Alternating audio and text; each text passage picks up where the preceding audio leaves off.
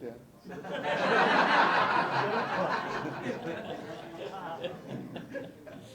बर चला सुरू करू. एक फक्त जरा अजून एक एसी जरा तो एसी जरा बंद कर. ओके तो पण ठीक. थँक्यू. सर्वांना पहिल्या प्रथम धन्यवाद. कदाचित मी पहिल्या प्रथम एवढ्या सकाळी सकाळी तुम्हाला बोलवलं असेल, पण आपण सुद्धा प्रेमाने आलात. साहजिकच आहे, निवडणुका आता काही दिवसांवरती येऊन ठेपलेल्या आहेत. कालच महाविकास आघाडीची प्रचंड सभा यशस्वीपणाने पार पडलेली आहे. निवडणुका म्हटल्यानंतर शेवटी आम्ही मतं मागायची आणि जनतेने मतं द्यायची, हा एवढ्यापुरताच काही कारभार असतो किंवा असावा असं मला वाटत नाही. तर मतं कशासाठी द्यायची आणि मतं कोणाला द्यायची, कोणत्या विचारसरणीला द्यायची, हा सुद्धा एक महत्त्वाचा प्रश्न असतो. काल राहुलजी आले होते, खरगे साहेब होते, पवार साहेब होते, मी स्वतः होतो आणि त्या मीटिंगमध्ये महाविकास आघाडीचं सरकार आल्यानंतर आम्ही महाराष्ट्रासाठी काय काय करणार ह्यातले 5 मुद्दे काल प्रकाशित केले. त्याला पंचसूत्री असं नाव दिलं. विस्ताराने किंवा सविस्तर जाहीरनामा महाविकास आघाडीचा येत्या काही दिवसात जाहीर होईल. काल मला त्यांनी विनंती केली होती की येत्या मला वाटतं 10 तारखेला ते करायचं ठरवलं आहे, पण आजपासून मी महाराष्ट्रामध्ये फिरतो आहे. तसं 1-2 दिवसापासून सुरुवात केली आणि कदाचित मी त्या तारखेला मुंबईत नसेन. मुंबईत असलो तर नक्कीच त्या प्रेस कॉन्फरन्सला असेल, पण मुंबईत नसलो तर लगेच महाविकास आघाडीमध्ये काहीतरी गडबड आहे असं कृपा करून कोणी काही गैरसमज करून घेऊ नये. आज मी आपल्याला बोलवलं आहे ते एवढ्यासाठी की आजपर्यंत प्रत्येक निवडणुकीत, मग ती महापालिका असेल, महानगरपालिका असेल, विधानसभा असेल, लोकसभा असेल, आम्ही बरीच वर्ष युतीमध्ये होतो. त्याच्यानंतर गेल्या 5-1 वर्षापासून महाविकास आघाडीमध्ये आहोत. प्रत्येक निवडणुकीमध्ये युतीचा असेल किंवा महाविकास आघाडीचा असेल हा जाहीरनामा प्रकाशित होत असतो. पण शिवसेना हा पक्ष आघाडीमध्ये सामील जरी असला तरी शिवसेनेचं एक वेगळी वचनबद्धता आहे.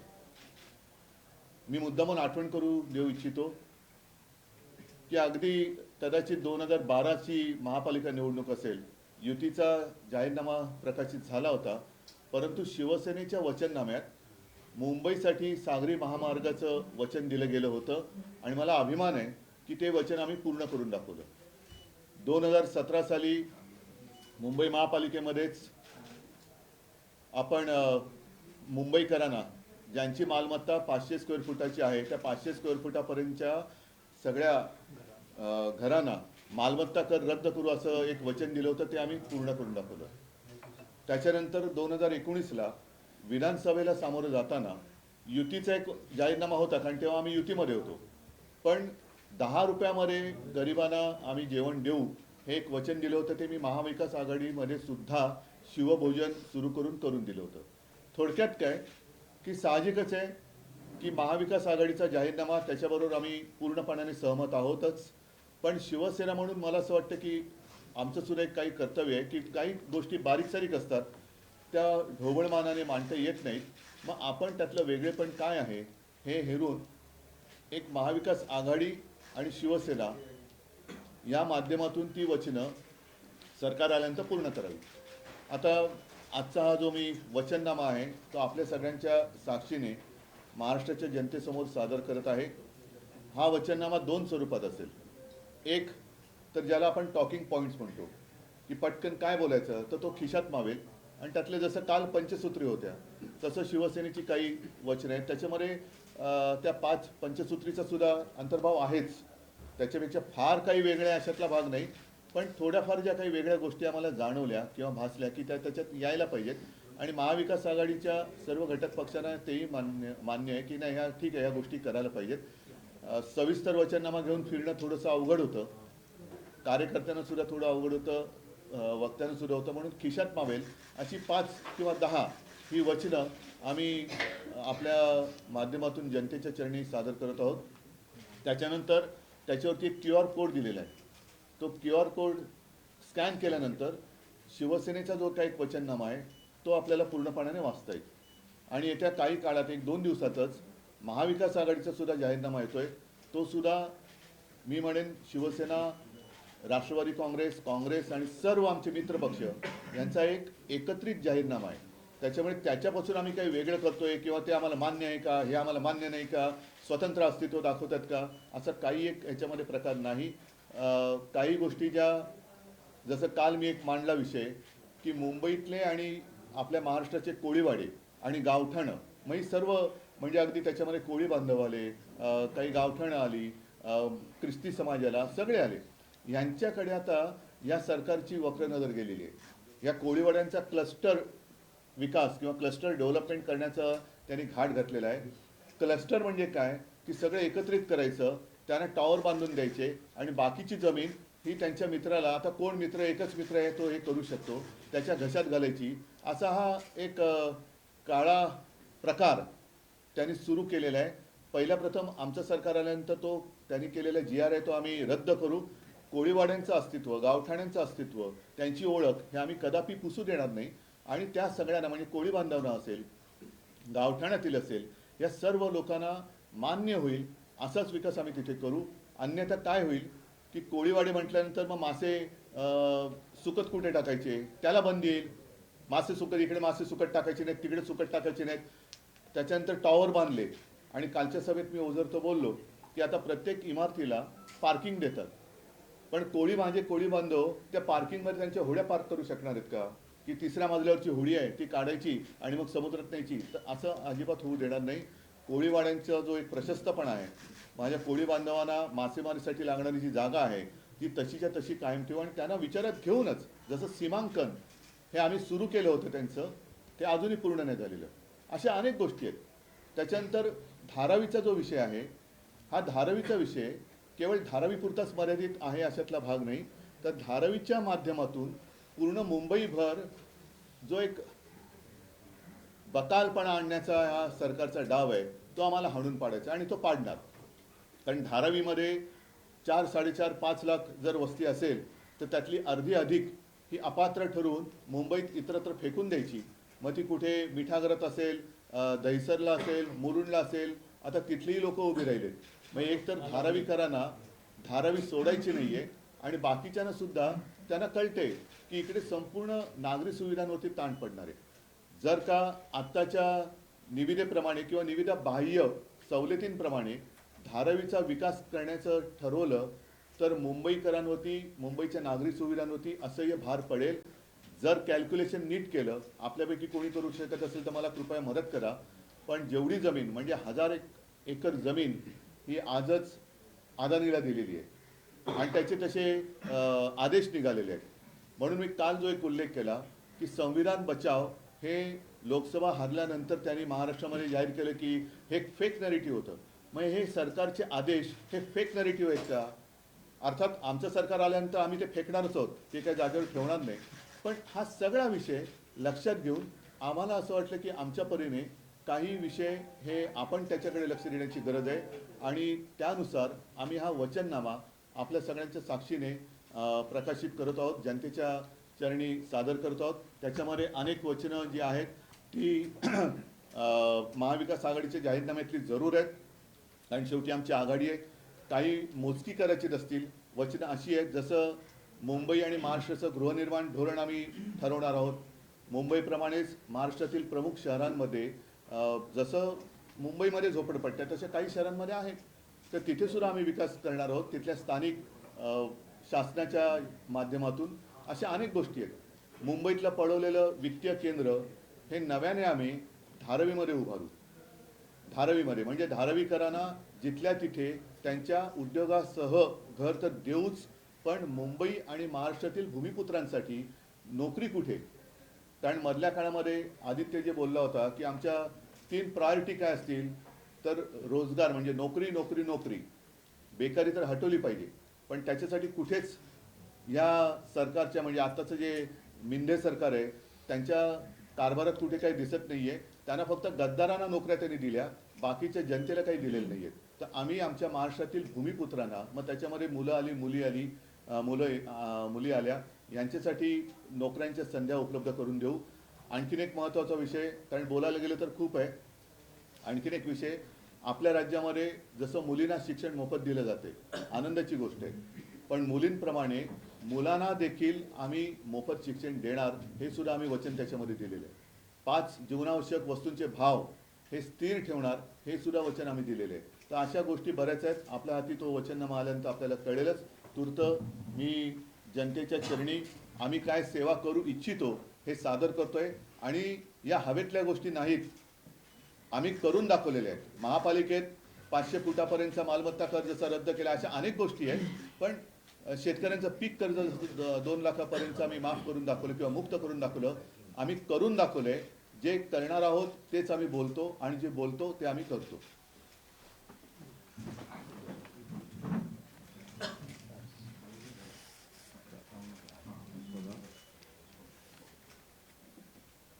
बाकीचं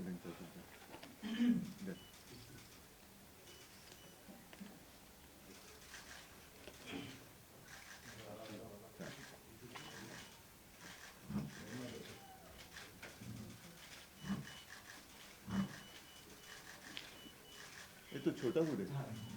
छोटे कार्ड दे. हे बोर्डपेक्षा कार्ड देणार. हे जे मी आपल्याला म्हटलं होतं, हे साईन एक मिनिट. जे आपल्याला मी म्हटलं होतं की खिशात ठेवण्यासारखा एक पटकन काय शिवसेनेने आणि महाविकास आघाडीने वचने दिलेली आहेत. तर हे बघा, देसाई साहेबांनी वचननामा खिशात ठेवले आणि त्याच्या पाठीकडे त्याच्या मागे QR कोड पण दिलेला आहे की जो स्कॅन केल्यानंतर सविस्तर वचननामा आपल्याला तिथे पाहायला मिळेल. आता हे सगळ्यांना पाहिजे वाटावं.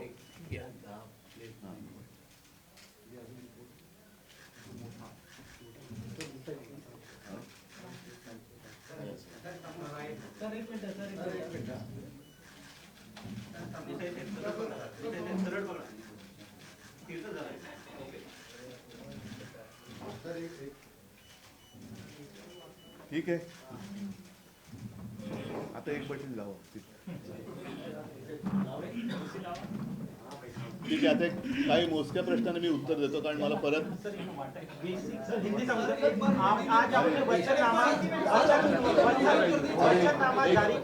इतनी सारी बातें मैं हिंदी में करूँ ना तो थक जाऊंगा.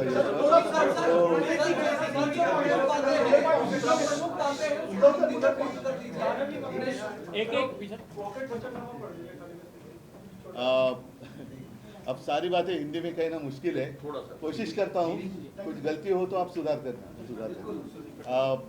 अभी मैंने आपके सामने शिवसेना की ओर से महाविकास आघाड़ी सरकार आने के बाद हम क्या करने जाने वाले हैं, जनता की सेवा कैसे हम करने वाले हैं, वो हमारा, हम तो वचननामा कहते हैं, तो वचननामा हमने जनता के सामने रखा है. साथ ही साथ एक छोटा पॉकेट वचननामा हमने एक, शायद नहीं होगी या नहीं होगी, बात हमने करने की कोशिश की है कि जो लोग हमारे गांव-गांव में जाते हैं, प्रचार करते हैं, उनको आसानी से पता चले कि अरे हमने क्या वचन दिया है. तो एक, जैसे मैंने मेरी जेब में रखा है वैसा ही एक वचननामा हमने दिया है, जिसके पीछे हमने एक QR कोड दिया है. वो अगर आप स्कैन करेंगे तो आपको पूरा जो हमारा वचननामा है आप उसमें पढ़ सकते हैं. इसमें जो जानकारी हमने दिए हैं, ये तो बात सही है कि बहुत सारी चीज़ें महाविकास आघाड़ी का जो मैनिफेस्टो है उसमें जो आई है वही हमने दी है, लेकिन साथ ही साथ कुछ अलग बातें जिसके ऊपर हमें ऐसे लगा कि ध्यान देने की आवश्यकता है वो भी हमने इसमें डाली है. और जैसे मैंने कहा कि जो भी हम कहते हो करते हैं. आपको अगर याद दिला दूं कि पिछले सभी चुनाव में हम चाहे यूपी में थे या महाविकास आघाड़ी में, हमने हमारा वचननामा जनता के चरण में सादर किया था. और सिर्फ कोशिश ही नहीं, मैं तो मानता हूँ 90% से ज़्यादा हमने वादे निभाए हैं. जैसे 2012 में मुंबई कोस्टल रोड की बात मुंबई म्यूनसिपालिटी की कॉरपोरेशन के दरमियान हमने की थी. हमें अभिमान है कि वो हम पूरा कर सके. 500 स्क्वायर फीट तक प्रॉपर्टी टैक्स माफ़ करने की बात हमने की थी, वो भी हमने पूरी कर दी.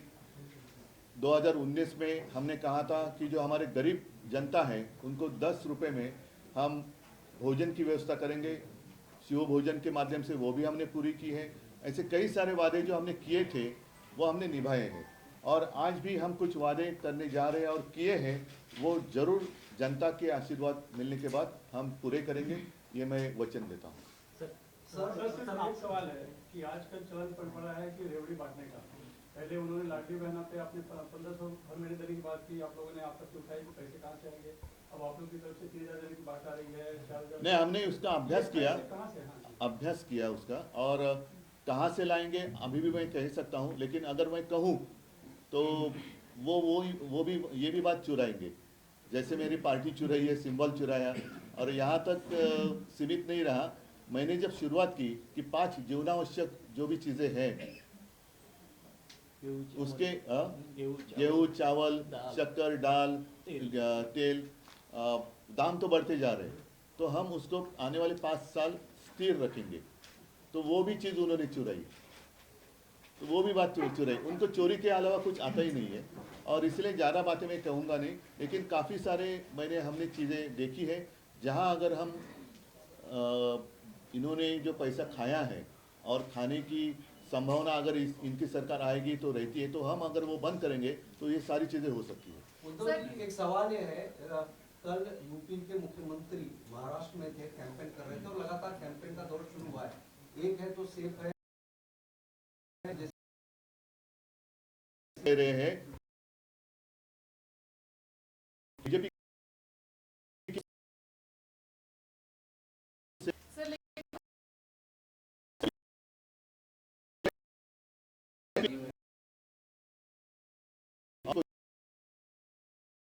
सेफ है लेकिन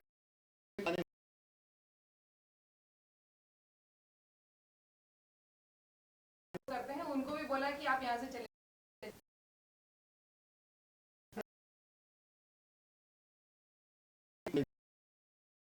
तो सिर्फ आपस में लड़ाई झगड़ा लगाकर ही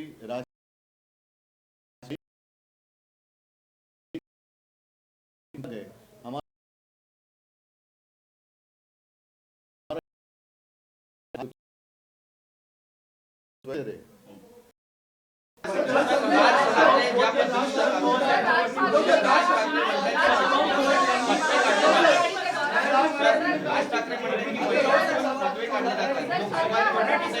एक मिनिट जरा मी वेगळं काही बोललो तर तुम्ही म्हणतात महाविकास आघाडीमध्ये बिघाडी, तुमच्यामध्ये केवढी बिघाडी आहे? एक कोणतरी गोष्ट विचारा नाही। महाविकास आघाड़ी के दौरान 17,000 केसेस मॉस्क के 17,000 लोगों के ऊपर केसेस फाइल हुए हैं। राज ठाकरे ने दावा किया है रैली में कि 17,000 उनके लोगों पे जिन्होंने मॉस्क के ऊपर लाउडस्पीकर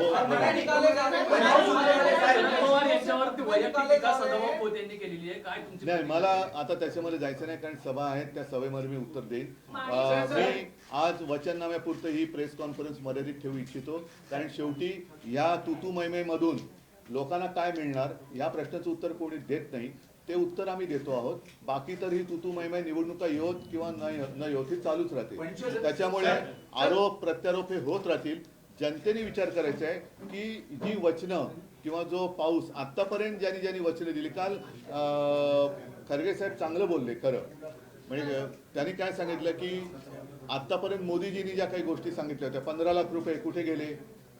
म्हणजे मी विधानसभेत माझं नागपूरचं भाषण तुम्ही जर का ऐकलं असेल तेव्हाचं, की 15 लाख रुपये येणार होते, अमुक होणार होतं, तमुक होणार होतं, 2 कोटी लोकांना रोजगार मिळणार होते, शेतकऱ्याचं उत्पन्न दुप्पट होणार होतं, तर आजपर्यंत ते जे काही करू शकले नाहीत, तर आता कसे काय करू शकणार? आता कसे काय करू शकणार? आणि तुम्ही आपने जो बात कही थी रेवड़ी, तो वो जो बातें थी वो तो रेवड़ी ही थी ना। बाद में पता चला कि वो सारे जुमले थे। अच्छे दिन आएंगे, कब आएंगे? ये जाएंगे तो आएंगे।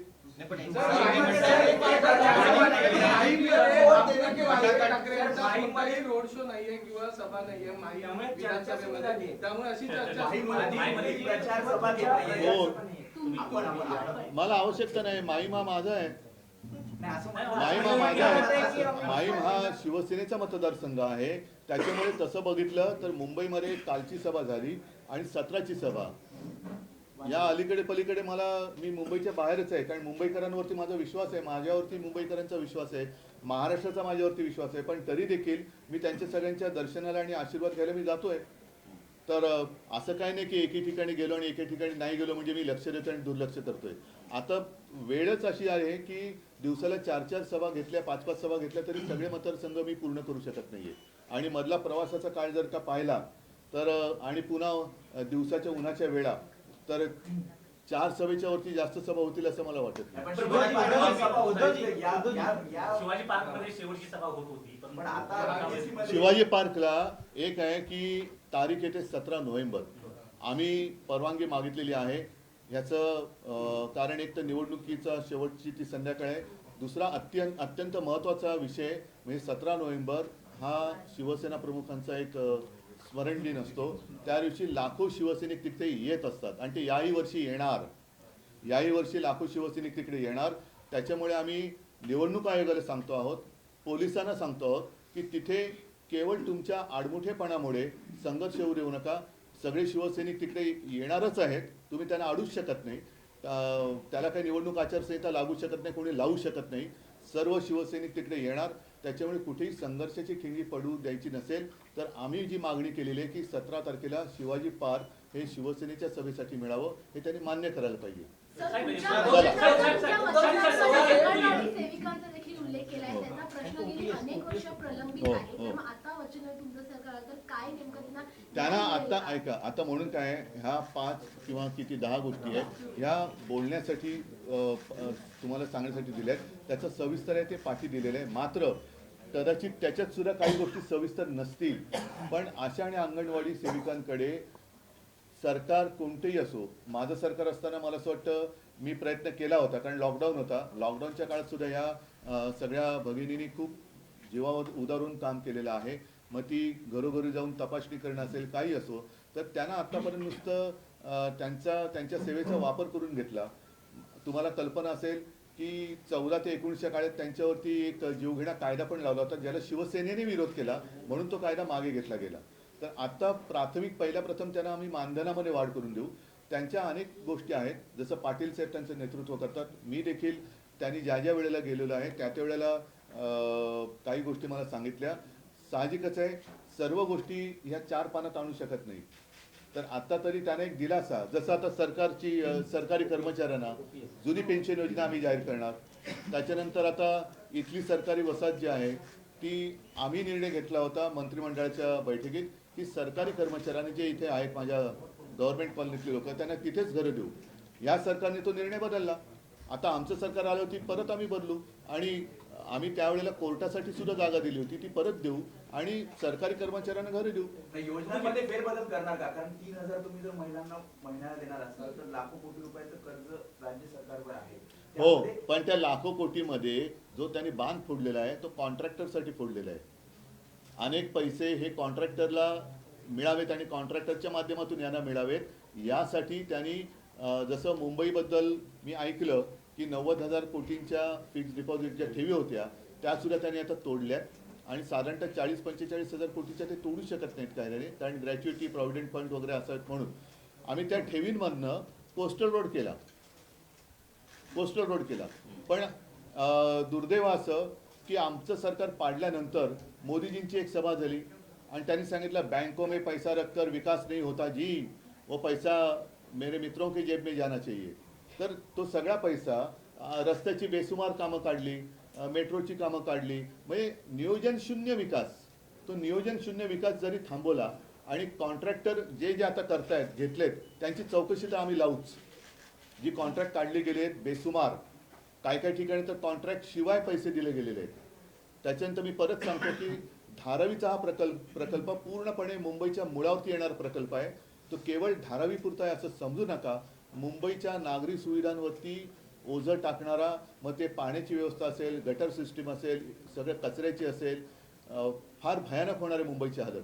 म्हणजे मुंबई बकाल करण्याचं मी एवढ्यासाठी म्हणतोय कारण धारावीचा विकास करताना मुंबईत इतरत्र जवळपास 1000 एकर जमीन ही अदानीला दिली. मी पुन्हा एकदा सांगतो की जर का त्यांना प्रकल्प बसवायचा असेल आणि त्यांना धारावीकरांना दुसरीकडे न्यायचं असेल तर वांद्रे रेक्लेमेशनची जागा अदानीची ती द्या ना त्यांना. धारावीकरांना देताय का तुम्ही? मग आणि तिकडे जे काय करणार ते मिठा घरात करा. मग मिठा घरामध्ये टॉवर बांधा. का नाही करत? मुंबईच आहे ना, मिठागरांमध्ये किंवा इकडे तर तिथे टॉवर बांधा, पण माझ्या धारावीकरांना तिथल्या तिथे ठेवा. एक शब्द ठीक आहे.